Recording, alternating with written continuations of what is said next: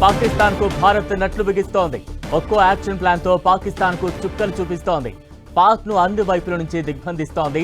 గెలవాలంటే యుద్ధమే చేయాలా, రక్తమే పారాలా, సైనికుల ప్రాణాలే పోవాలా, అవేం లేకుండా పాకిస్తాన్ కొమ్ములు విరుస్తోంది భారత్.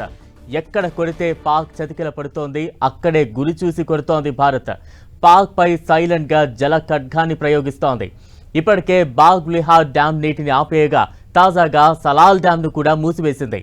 అంతకుముందు జమ్మూ కాశ్మీర్లోని రాంబాన్ జిల్లాలో బాగ్లిహార్ డ్యాం నుంచి చీరాబ్ నది జలాల విడుదలను నిలిపివేసింది. జీలం నదిపై నిర్మించిన కిషన్ గంగా డ్యాం నుంచి కూడా నీటి విడుదలను ఆపేయాలని యోచిస్తోందని ప్రభుత్వ వర్గాలు తెలిపాయి. ఈ రెండు హైడ్రో పవర్ ప్రాజెక్టుల్లో నీటి నిల్వ సామర్థ్యాన్ని పెంచేందుకు అవసరమైన పనులు మొదలుపెట్టినట్టు వార్తలు వినిపిస్తున్నాయి. గత గురువారం నుంచి ఒక రిజర్వాయర్లో బురదను తొలగించేందుకు ఫ్లషింగ్ ప్రక్రియను మొదలుపెట్టింది. దాదాపు 3 రోజుల పాటు ఇది కొనసాగింది. ఈ పనులను ప్రభుత్వ రంగ సంస్థ ఎన్హెచ్పిసి చూసుకుంటోంది. మరోవైపు సింధు నదిపై నిలిచిపోయిన 6 ప్రాజెక్టుల నిర్మాణం వేగవంతం చేయాలని భారత్ యోచిస్తోంది.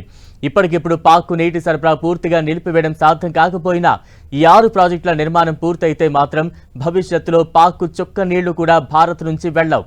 ప్రధానంగా బాగ్లిహార్ డ్యాంపై ఇరు దేశాల మధ్య మొదటి నుంచి వివాదం ఉంది.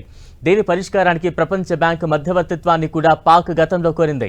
జీలం నదికి ఉపనదైన నీలం నదిపై కిషన్ గంగా డ్యాం నిర్మించారు. ఈ 3 నదులు పాక్కు జీవనాడి వంటివి. సాగునీటికే కాదు, త్రాగునీటికి కూడా ఇవే ఆధారం. దీంతో ఇప్పుడు భారత్ చర్యలతో ఆ దేశం విలవెల్లాడుతోంది. భారత్ను ఎలా ఎదుర్కోవాలో అర్థం కాక పాక్ మంత్రులు రెచ్చగొట్టే ప్రకటనలు చేస్తున్నారు. భారత్పై అణుదాడి చేస్తామని బెదిరిస్తున్నారు. పాక్ ప్రవహించే నదులపై ఇండియా ఎలాంటి కట్టడాలు కట్టినా ధ్వంసం చేస్తామని పాక్ రక్షణ మంత్రి ఖ్వాజా ఆసిఫ్ శనివారం హెచ్చరించారు కూడా. సింధు జలాల ఒప్పందం కిందకు వచ్చే నదులపై ఇలాంటివి దాదాపు 6 డజను ప్రాజెక్టులు ఉన్నాయి. వాటిలో నిల్వ సామర్థ్యం పెంచితే మాత్రం పాక్కు నీటి కరువు తప్పదు. సింధు జలాల ఒప్పందం కింద పాక్కు అత్యధిక వాటా నీళ్లు లభించిన నదుల్లో చీనాబ్ కూడా ఒకటి. పంజాబ్ ప్రావిన్స్లో ఎక్కువగా పంట పొలాలు దీనిపై ఆధారపడి ఉన్నాయి. ఈ డ్యాంను చీనాబ్ నదిపై 2008లో నిర్మించారు.